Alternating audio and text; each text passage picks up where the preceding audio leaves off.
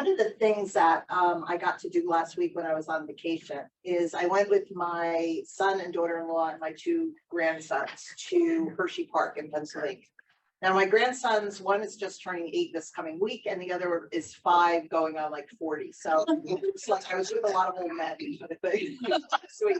But Hershey Park, if you don't know the area, if you don't know from this area, it's in Pennsylvania and it's in Lancaster area, which is full of farms. And when we decided to go to Hershey Park, we decided because my one grandson loves and my son love roller coasters and they love that kind of stuff, you know. So we go, let's go. And we went for a few days. And when I got there, it was interesting because it's an amusement park. It's pretty big. You know, there's a lot going on, very beautiful, very clean, but a lot going on. And the one curiosity I always have is, what is the history of places? I just find that really interesting to me. What's the history of a place before that thing is there, whenever it is that you're looking at, wherever you are? What's the history of the people there? How did this get built? What's going on? Because you look at an amusement park, and at least my prejudice in that is you see the dollar signs, right? Because they're charging a lot of money to get in. You know, you have to pay for food, you got to pay for this, you got to pay for that. So it's a business, it's a process. But that was something that I looked at and said, oh, this is a big money-making machine, without looking at what is the background to Hershey Park? What is the background to what I'm seeing here? And I got an opportunity to dig into that a little bit. And people in that area are very proud of that area. So they're very willing to talk to you about what their understanding is, what their history is. And for some of you, you may know this, so I'm sorry if I'm repeating it, but Hershey Company is a chocolate company, which has been sold 3,000 times to different people now. But in the beginning, it was created by a man named Milton Hershey. And prior to that, he started 2 candy businesses in the United States, both of which went bankrupt. And he ended up finding a place out in the West somewhere where they would teach him how to make caramel. Now, we take these things for granted today, caramel, chocolate. But in that time, in the early 1900s, it wasn't something that was used by a lot of people. It wasn't really something in the United States that was made. And so he started this caramel company that took off, you know, got him some money. And he was able then to go into his passion, which was finding a way to use milk in chocolate, and hence milk chocolate, whereas prior to that, most everything was a dark chocolate. So he went into that business at the age of 40 or 50. He starts this new business. So that started to take off. And what he did, which is what I found really interesting in the history of this, is one, he was in farm country. That's where he grew up. That's where he wanted to go back, because he wanted people from the area to be able to have jobs. He wanted to use local cows, cow farms, farmers, where they could provide the milk. And he set up this business with that basis in his thought of, what can we do for and what can we use in this area, not moving to New York, not moving to someplace else, but being there. And with his employees, many people of that era, at least in the United States, who began these businesses would have people who would live in row houses that they would build, or people that would come to work and leave from work, you know, after 12 hours. And it was a very singular thing. Milton Hershey decided that that wasn't good enough for his people, that he built homes for them that was a neighborhood, a community, where they had trees and streets and neighborhoods and places to be where kids could go. And he was taking care of his employees in that way. And then he said, well, if people are working with me, then we should be more of a family. So what do families do? They go on picnics, they do things together. And he started opening up an area of his property where everybody could come and they would have a picnic. And because there were a lot of families, there were a lot of children. So then what happened was he said, well, we're having these picnics, but we don't have a lot for the kids to do. They can run around. And he started to he brought in a carousel. So he set up this carousel in this little area where they picnic. And then he brought in another little ride for them. And at the time, it was like a little trolley, like a little train ride that they still show today when you're there. You can't ride on it, but you can look at it. And he began this amusement park with these couple of rides based on what he felt his family / employee / community needed and would be good for. And little by little each year, he would add something to it. Now, it's nowhere where it is at today's day and age.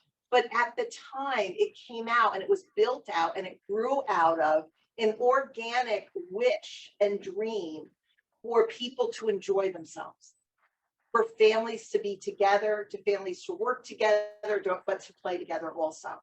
And then he and his wife looked around the community and said, there's other things we can do here, and put together a school that brought in, at the time, orphan boys to have a schooling. That school still exists and has gone through thousands of children who are considered underprivileged, who could not perhaps get an education in the way that it was being given. And then they kept looking around the community to see what else can we do. And they created the start of a medical center. They created the start of community areas where people could go in need and what they could do. And everything at the time that they made, other than what was paid to the employees, went back into these areas. So my prejudice of going to a park and looking at it and saying, wow, this is big, this is a lot of rides, and it's a lot of money, by the way. My prejudice was, it's bad. It's the way I was kind of feeling, like, this is really like, this is, a lot of money. And it's taking a lot of money. But when I took the time to look at the background of where this came from, how this grew out of, and why it grew out of, it made me look at it in a very different way. It made me look at it with appreciation of, this started for community. It's still here for community.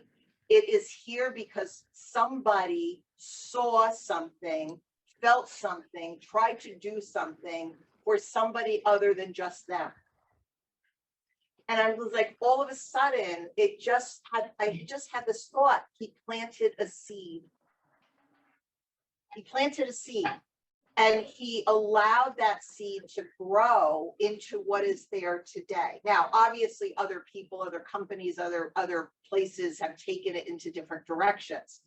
But I know that my thought process about what I thought in terms of the commercial aspect of it, when I looked at it from, this came from a seed, this came from an intent, this came from somebody seeing something or wanting to do something for community, it changed my perspective. And it made me think a little bit about how we all, in our own way, plant seeds. Now, we may not grow a Hershey Park. That may not be our thought process. It may not be our want or our need. We may not grow a medical center. We may not grow a school for underprivileged kids. We may not grow those things from our seeds, or we may. But how have we laid seeds down for people, places, opportunities other than ourselves? And it's a thought, because we may think, well, I haven't really done much of anything. I don't have a company, I don't have this, I don't have that. But when you think about what you may have done for another human being, for an animal, for somebody that's going through something, not changing it for them or making it different because that's their journey, but what seed did you plant that may have helped that person, may have changed that person's direction, may have had them think 25 years, 100 years from now, in generations, I'm here because of that seed, because of that person. Now, Milton Hershey, who died, I believe, back in the 40s, I might be incorrect on that, but I know it's not recent. He didn't live in physical body to see what this has developed into. I'm sure from the spiritual side of life he has, but not from the physical side of life. So that seed he planted in that school, in that park, in that environment that he was creating for his employees, he didn't really see the full fruition of that. But we never usually do with seeds, do we? Never usually do. And so when we plant a seed, it's not for immediate gratification. Even if you're a gardener and you plant seeds in the fall, what is the thought? That they will grow in the spring or in the summer or whenever they're meant to bloom. We have a faith in, if we plant this, if we take care of it, if we give it enough water, if we give it in the right location for the sun, then it will break out of that little seed pod it has and grow into something. But we don't really know when we plant it, do we? We don't know if that will happen. And if you're like me, it generally doesn't happen because I'm not good when it comes to things like that. But I know that about myself. But what other seeds can we plant that are something that we may, in our physical body, never see the outcome of? We may never see the outcome of it. But what can we plant that makes something better, something different, something available to somebody, some group, some part of our planet that helps? And when I look back at that experience I had while I was waiting for my grandson and my son and my daughter-in-law to come off of the roller coasters, because I wasn't on them. I did go on a water ride, however, which I will never go on again because it looked like, to me, like an elevated lazy river. Like, oh, this looks good. People are just going through it with like little rafts and everything. So I said, sure, I'll do that. I came out of this thing. I don't know what I looked like, but people on the line were laughing at me. I said, never again, because I went through something that, like, I thought I was going to die. So I'm not really good with those kind of rides. But when I had that moment of thought about what was planted here to allow me to have this experience that I'd never do again in that particular life, have that experience, to have the joy on the faces that I saw when my grandson came off of these crazy loop-to-loop roller coasters, that was just like, I can't believe this. And my little guy saw the characters dressed up as the Hershey bar and Twizzler Man and the Reese's guy. And well, that's all he wanted to do is have a picture taken of that. When I saw the joy in their faces from a seed that was planted 100+ years ago, it all made sense to me. It all made sense to me. And then it put the onus on me to look at, to say, well, what can I plant going forward? Again, I'm not going to create an amusement park because that's not something that I feel I want to do, could do, maybe, who knows? But what can I be consciously aware of each day to plant something that may be helpful down the road somewhere to someone, somehow? And, you know, we heard that song before, Believe in Miracles. If we think it, we can do it. If we do it, can it happen? If we don't think about it, if we don't put it into place, if we don't even think that there is a possibility, then we're always going to walk away from it. We're always not going to try because our mind is already set. It won't work. Just like we plant that seed in the fall, we have the hope it will grow. So what is it in your life that you can perhaps look at and say, I can plant this seed. I can do this. I can do that. And again, I may never see how it comes to fruition. But at the end of the day, does that really matter? It only matters if we're looking for the accolade. It's the only time it matters. And sometimes we need that. So there's nothing wrong with it, but that's the only time it matters. But if we can plant something and allow it to grow, take seed, take root, then we have the opportunity, each individual, not a political party, not a government, not anything. Each of us as an individual, we have the possibility to influence the future in a positive way. So from this little trip out to Pennsylvania, looking at this monster of an amusement park and everything that goes with it, the hotels, the lodges, the gardens, the zoo, the this, the that. I mean, it's just an incredible amount of property. It comes back to a very humble beginning in a farm, looking at the natural resources and looking at the thing of what can I do for? What can I do for? And I believe, and again, I know that there's a lot of me, and I've said this before, there's a lot of Pollyanna. There's a lot of, okay, it will work out. And that's not always great. I have to balance that sometimes with reality. But I do feel that it's important that we understand that we have more control in things than we think we do. We give away our control a lot of times. And in this case, when we plant, we take it back and we add to, and we make it better, hopefully. And I feel like in our life, in what we're here for, that's all we can do. It's all we can do. You know, maybe some of us will go on to other things that are noteworthy or known. I know when I first got into spiritualism, when I first got into this work, there was a lot going on about being noticed. You know, everybody was kind of clamoring to be the medium, to be noticed, to be this person, to be noticed, to be that person, to be noticed. You know, all of a sudden there were international mediums. There was this, there was that, there was that. And I got caught up in that. I can't say I didn't. I got caught up in that fray of like, we've got to get better. We've got to do more. We've got to spread out. And I've come to the realization after a lot of thought process is that little by little, whatever we do as a community is good enough.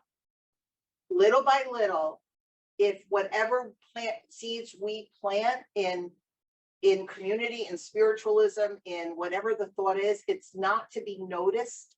It's not for the fame. It's not for the notoriety. It's just people getting together and just trying to do something, to do a little bit more than maybe we would do by ourselves. So again, my experience with Hershey Park I will always remember the smiles on my grandchildren's faces. Mm-hmm. But I was also remember this lesson that I was really lucky enough to be a part of or understand about myself. And it has put me on another thought process of every day, what can I do to plant seed? So hopefully,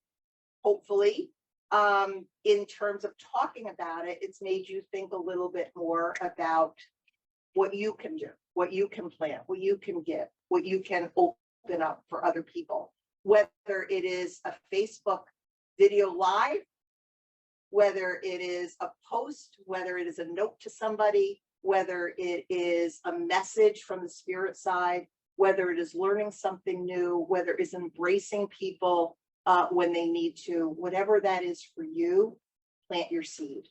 And don't apologize for it. Don't look for it to be there 5 years from now, 10 years from now, 50 years from now. Allow it to do its thing. And hopefully somebody else will get the benefit of that. So thank you for your attention, and thank you for your thought, and thank you for listening to me about my crazy trip to Hershey Park. So I appreciate it all.